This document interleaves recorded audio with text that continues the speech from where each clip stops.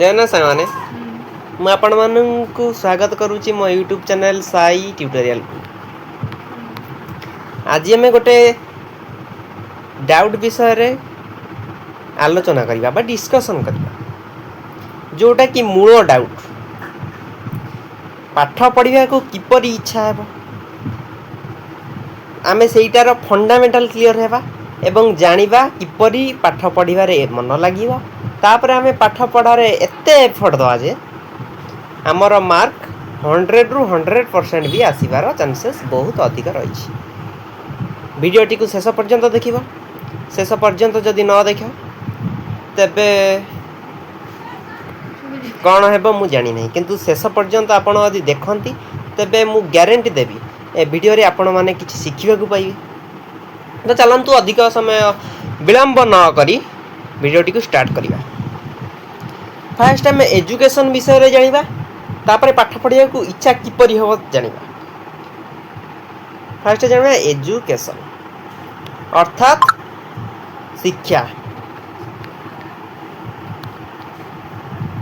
ଶିକ୍ଷା ହେଉଛି ଏକ ଜୀବନବ୍ୟାପୀ ପ୍ରକ୍ରିୟା। ଏ ସମାଜରେ ତୁମେ ଯଦି ଶିକ୍ଷା ଗ୍ରହଣ ନ କରୁଛ ନା, ତେବେ ତୁମେ କିଛି ବି ଜାଣିପାରିବ ନାହିଁ। ତ ସେଥିପାଇଁ ଆମେ ପାଠ ପଢ଼ୁଛନ୍ତି।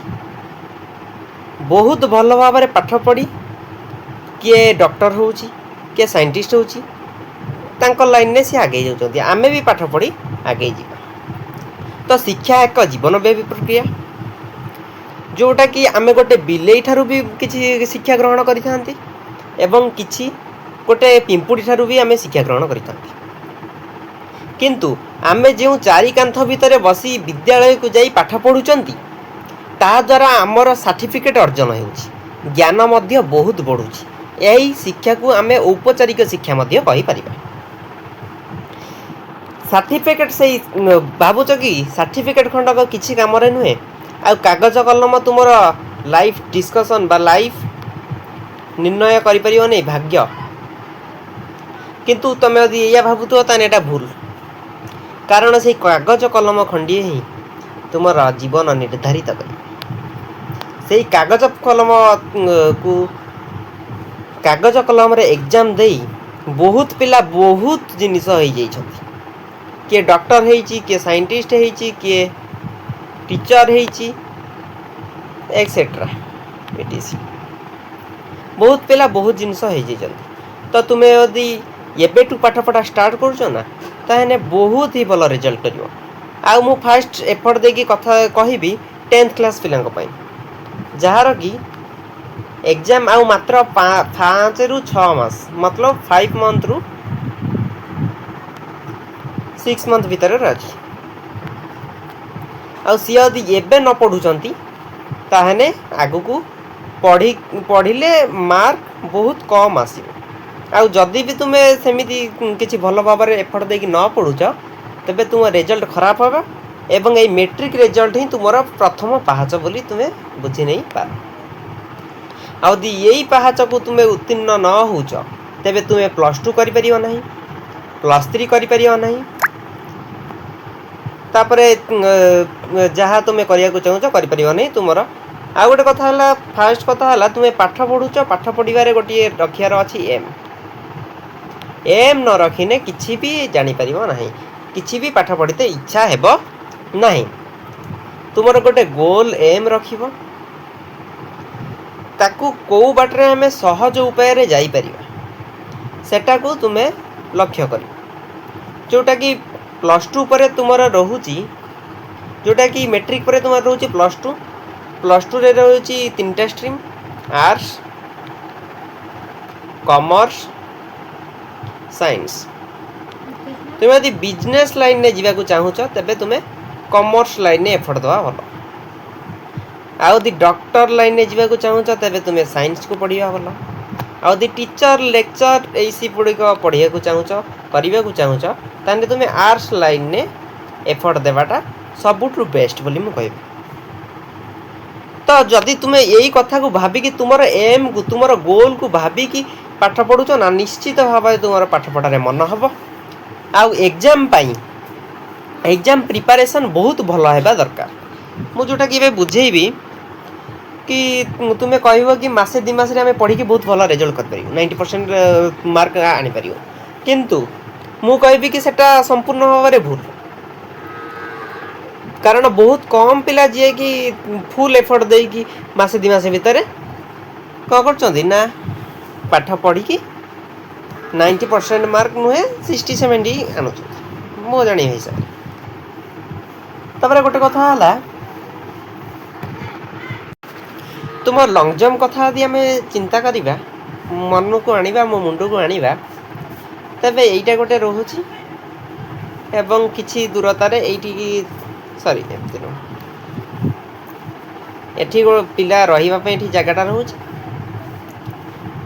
तापर एठी बंधा है सूता तापर को डेइबा को कुआ जाउची सूता नो गार टना होची जोटा कहते एपट रु पिलाटा जदी एटा तुमर तुम भाबिनियो एटा 50% एटा 60% एटा 90% एतिकी रहइबो तुमे जदी एटा हला फर्स्ट मंथ एटा सेकंड मंथ एटा 6th मंथ एटा 10 मंथ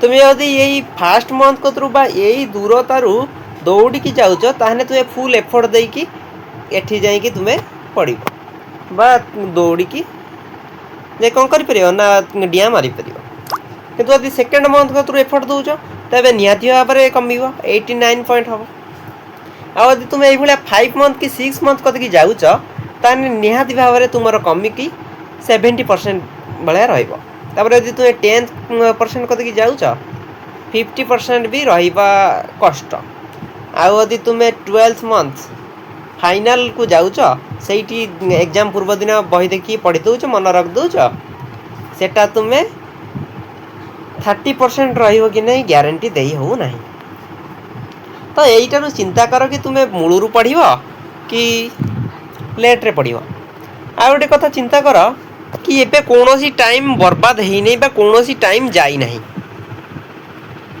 बहुत बहुत टाइम नुहे बट 5 मंथ रु 6 मंथ आम कदरे अच्छी आम यदि एतिक दिन फुल एफर्ट देकी पढ़ा ना ताहने आम निहाती भाव में मार्क सिक्योर कर भल मार्क सिक्योर कर